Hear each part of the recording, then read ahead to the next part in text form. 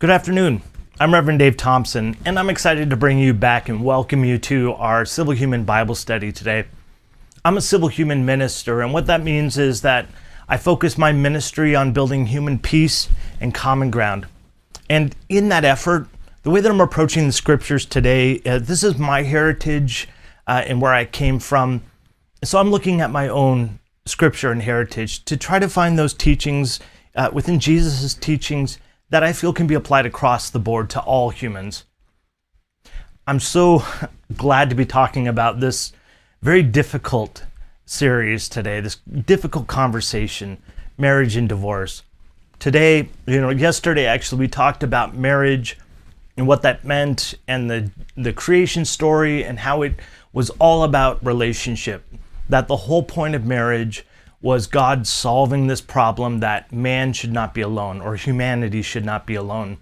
There's something hardwired into us that makes us and causes us to need relationship in our lives. Today, I'm going to talk a little bit about divorce. And what I want to do in this conversation is to help those of you who are looking at these scriptures to see what's actually being said here. These scriptures are often misinterpreted or often seen incorrectly because there's a lot that happens culturally here. This is an ancient society 2,000 years ago. And there's a lot that happens here that when we understand it, makes a lot more sense and gives us a lot better picture of Jesus's priorities. Let's go ahead and jump into the passage. It's Matthew chapter 19.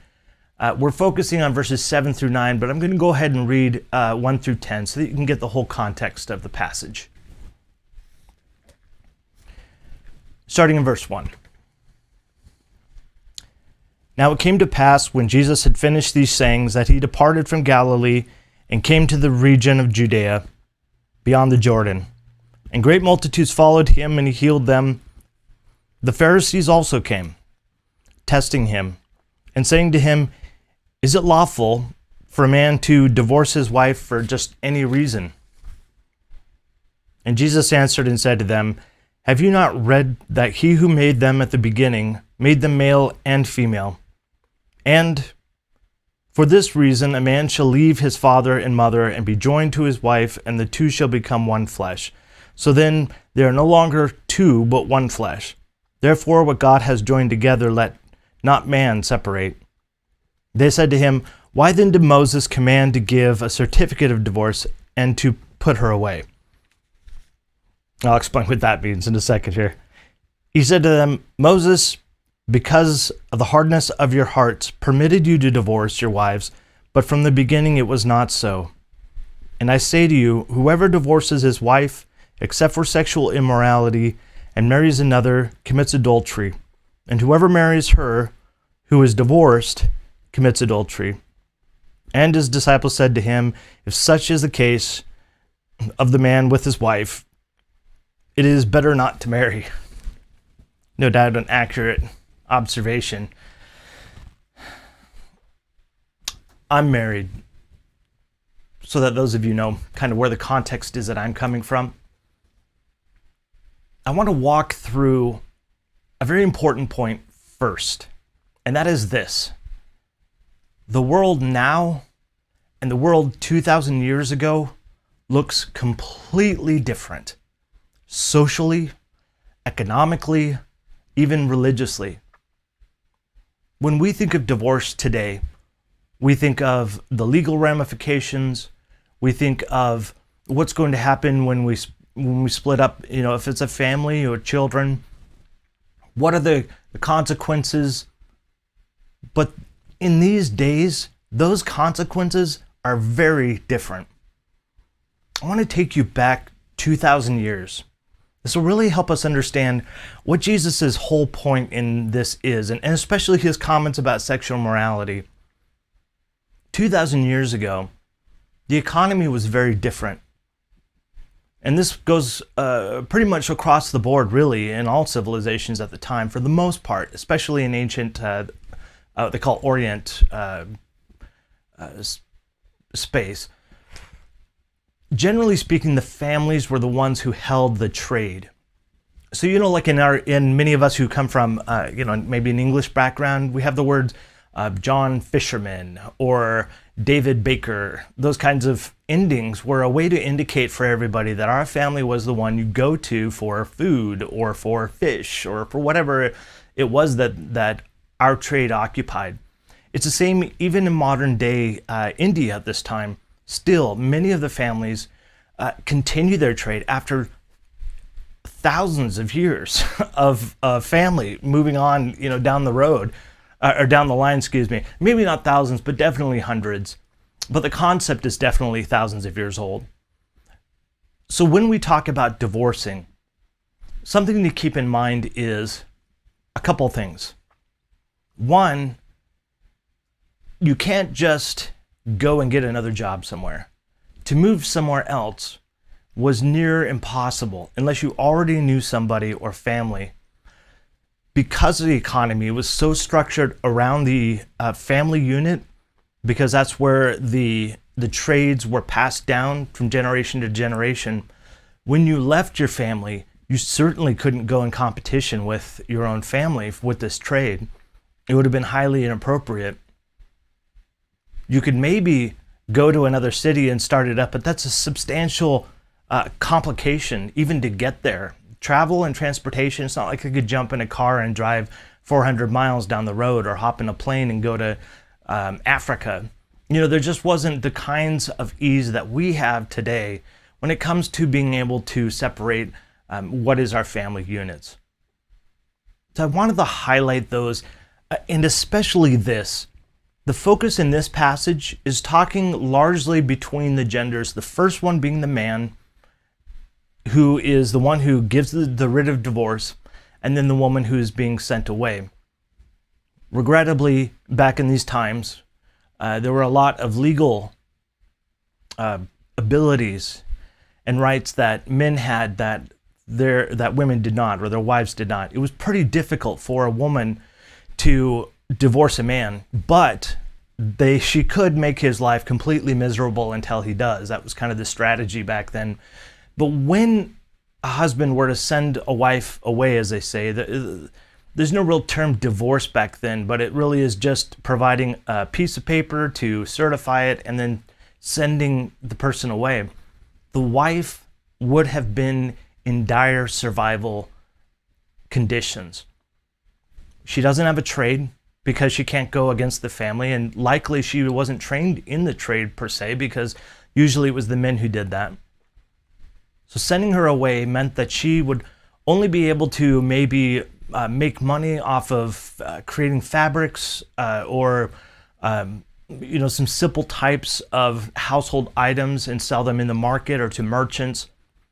That was really the only way for them to survive. They couldn't go to monsters.com or whatever the latest job search engine is that you've used and enter their resume and get a job. It's just not possible back then. So I want to just reinforce that in this context, it really has little to do with gender. It has more to do with economy and the plight of divorce and what it meant to people back then. So let's jump in the text a little bit. The Pharisees, came to Jesus. They're trying to test him, kind of catch him on a legality. This is a religious oligarchy. It basically means that the Bible or the Old Testament Torah is what the society uses as their rules to found how they go about their business, how they go about their lives. And so they're coming to Jesus as kind of the lawyers of the day and saying, hey, Jesus, is it possible for people divorced for absolutely no reason? They knew that that is pretty much the case. And I'll get to there in a second, but Jesus replies back, no, that's not the way it was in the beginning. We talked about that yesterday. In the beginning, God creates man, and man is lonely, so he splits the human into two genders so that they can have mutual relationship. And that's how he solves the problem of loneliness. And then they say, okay, well, then why does Moses give us the opportunity to write a certificate of divorce and then just send her away? Jesus was smart in how he replied, because his focus is not what we can get away with. There's the difference. And one of the key items that is really important in this passage, the Pharisees, who are the religious rulers of the day, the lawyers of the day, are asking Jesus what the loopholes are for getting a divorce. What he believed the small little details are that would get people out of being married. But Jesus turns around and focuses on the ideal, or what the point of marriage was all about. And that is union, for two people to become one person. Meaning this relationship isn't two people. This relationship is one entity with two people involved. So now, what does this Moses's law have to do with this? I want to talk just quickly about this. Back about 1,000 years before or longer, Moses is one of the most significant historical figures for the Jewish people, and for Christians really these days as well, because he's the one who develops the Torah, the law. And this law is a bunch of rules about how to worship God, about sacrifices and rituals, about daily conduct in our lives, about the Ten Commandments was one of the basic elements of that. And divorce was part of the law that he gave. So Moses was this guy who basically told people what God believed the law was. And Jesus says something really unique here, at least in my esteem, because he doesn't say God gave you the ability to write a certificate of divorce and send your wife away. No, he says Moses, because their hearts were so hardened. And this word here for hardened is like something being dried to a stiff husk, is basically the connotation here. That their hearts were completely empty of any thought of other people, of any empathy or concern for the suffering of other people, especially their wives. And as you know, I pointed out in the title, Don't Burn the Toast. Really, and I'm not even kidding, as long as the person put it in writing, they could send their wife away for burning the toast. There really was nothing required there. And so Jesus speaks to that and is trying to emphasize, look, Moses made these laws up because you guys were divorcing over burnt toast and you needed some way to keep track of who's married to who. But in the beginning, God's intention was for relationship, not for tearing relationships apart, but for building them together. Not for division, but forgiveness and unity and love. That's the difference. Jesus is looking at the ideal and where we're supposed to go in our hearts, in our purpose, in our marriages, and in our relationships in general. And the Pharisees were only concerned about the legality of the law and the tiny little loopholes that they could use to let people divorce their wives.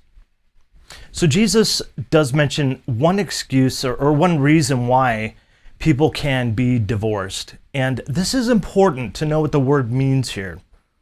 So Jesus says that if you send your wife away, she's going to be committing adultery unless the situation is that there is sexual immorality. That's often how modern day translations translate that. The word here in the Greek is porneia, which I'm sure you can figure out is how we get the word pornography. This word, unfortunately, is translated sexual immorality, but really it's based upon the Greek word that means to sell or to sell off or to export. In other words, Jesus is talking about a very specific sexual situation. He could have used other words to describe this, but he's essentially referring to prostitution. Now, back in these days, prostitution was a little different than it is today. There are sort of forgive the parlance, but freelancers who would just, be down in the markets. But the other individuals who wanted to be prostitutes, and included male and female in these contexts, prostitution was run through the temples of the day. In Babylon, for instance, individuals, men, would go to the temple in order to engage in worship of a particular god, and the women of the town were all required to offer themselves.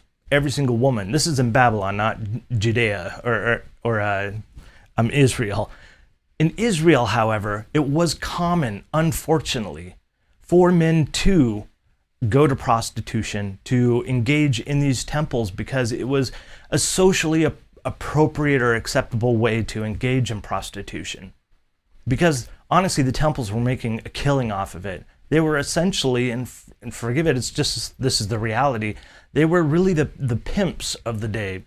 They basically bought and took care of and sold all of the commerce that went in that, and took a very large cut, of course. So when Jesus is suggesting this, we're talking about a situation for divorce that is pretty dire. This is somebody who has, and it could either be man or woman, offered themselves up in prostitution. Now that, under any guise or any relationship, would be a pretty difficult thing to swallow. It would be a difficult thing to overcome. What I want to point out in this, Jesus isn't trying to point out how bad people are, or that if we've been divorced, that we've done it all wrong and we're the worst people ever. It's not his point, and this is what I want to close on. He's talking about what the ideal is. He's talking about where we try to go to. Our efforts are to do everything that we can in our relationships, in our marriages, to create forgiveness, love, compassion, all these virtues that he's been talking about. Humility, peacemaking. Those are hard to do in our relationships. Sometimes it doesn't work. Sometimes only one spouse is trying to do that and the other is not.